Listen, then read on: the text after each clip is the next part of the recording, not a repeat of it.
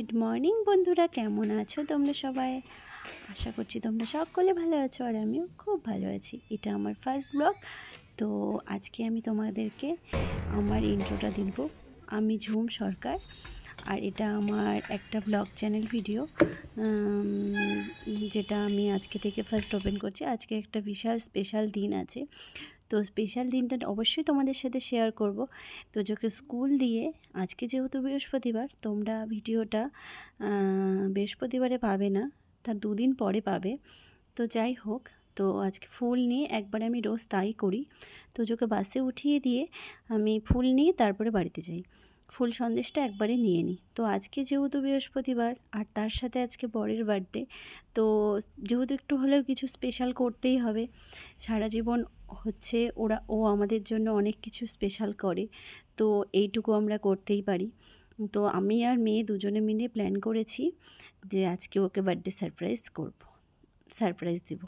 তো যথারীতি আমি সব কিছু করে, বাইরের যত কাজ ছিল সব কিছু করে বাড়িতে চলে এসেছি। তো দিনের বেলা যেহেতু আমরা বাঙালি, তো শুভ দিনটা শুরু হয় মাছ দিয়ে।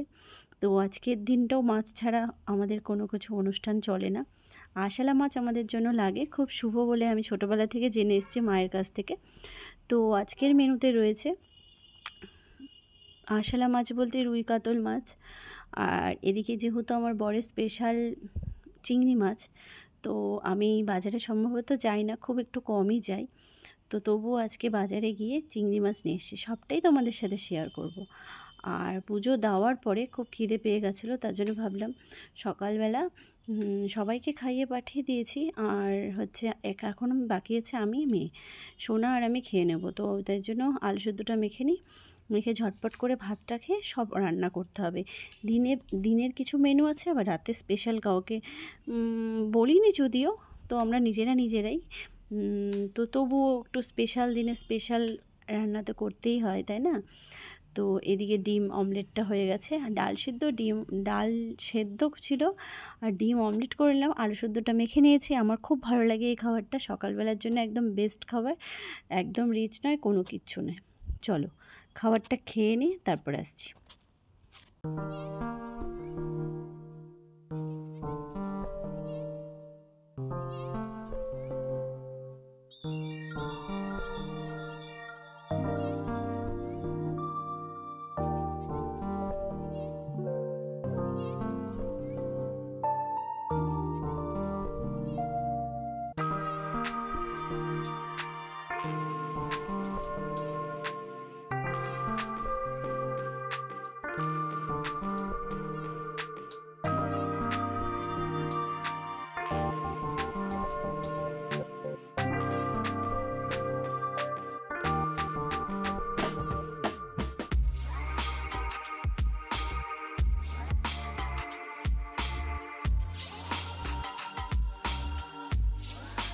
সেই চিংড়ি মাছ যেটা আমি কিনেছি, আজকে ফার্স্ট টাইম আমি গলদা চিংড়ি কিনেছি। বলতে গেলে কিনতে গিয়ে আমি অলরেডি ভ্যাবাচেকা খেয়ে গেছি। একে তো সারপ্রাইজ দিব, আমি বাজারে এসেছি নিজে মাছ কিনতে, ফোনও করতে পারছি না, জানি না কেমন কিনেছি, একে টাকা বেশি নিয়ে নিয়েছে নাকি দামটা একটু বেশি নিয়েছি, তো জানি না। পরে শুনলাম বললো ঠিকই আছে, 100 টাকা কিলো একটু বেশি নিয়েছে। এখানে রয়েছে 5 রকমের ভাজা, পটল, কাঁকরোল, ভেন্ডি, আলু, আর এখানে কাতল মাছটা আমি পুরো ভেজে রেখে দিয়েছি। এবার কাতল মাছের কালিয়া করব। এখানে মাছটা হলে পরেই শেষ রান্না। এবার চলো খাবারটা রেডি করি। এখানে রয়েছে একটু ফল, যদিও এটাও খায় না, আমি সাজানোর জন্য ডেকোরেশন করেছি, একটা ফলও মুখে দেয় না ও। এখানে ভাত, এখানে আলু ভাজা আছে, আর এখানে ডাল করেছিলাম, ডাল। এটা হচ্ছে তোমাদের চিংড়ি মাছটা যেটা দেখালাম তোমাদেরকে, ওই বড় চিংড়িটা আর করিনি। আর এখানে মাটন, এখানে দই, মিষ্টি, আর এখানে জল। তো এটা দিয়ে এবার ওকে খেতে দিয়ে দিয়েছি। আর যেহেতু আজকে ওর তাড়া ছিল, তো বললাম আমি কেক কেটে বেরিয়ে যাব, কার্শিয়ান যেতে হবে, একটু তাড়া আছে, তাই জন্য কেকটা কেটে নিয়েছে। পায়েসটা, যদিও আমি বউ হই, তো আমি পায়েসটা কোনোদিনই ওকে খাইয়ে দিইনি। মেয়ে হওয়ার জন্য, যেহেতু আমার শাশুড়ি মা নেই, তো মেয়ে যেহেতু আছে, তো মেয়েই হচ্ছে মা, আর আমার হাজব্যান্ড হচ্ছে আমার মেয়েকে একদম এত সুন্দর মা বলে ডাকে যে শুনলে মনটা ভরে যায় আমারও, মানে ওই মা, এরকম একটা ব্যাপার। তার জন্য ওই যবে থেকে ও বড় হয়েছে, বুঝতে শিখেছে মেয়ে, তবে থেকে পায়েসটার দায়িত্ব আমি ওকেই দিয়ে দিয়েছি। ওই প্রতি বছর পায়েস কেনে প্লাস কেকটাও কেনে। তো এর জন্য ওর পকেট মানি বাঁচিয়ে ও কেকটা কেনে।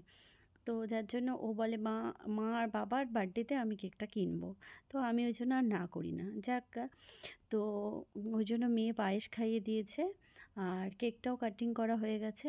আর এখানে অনেক সবজি নিয়ে এসেছিলো, তো সেই সবজিগুলো আমি ফ্রিজে তুলছিলাম।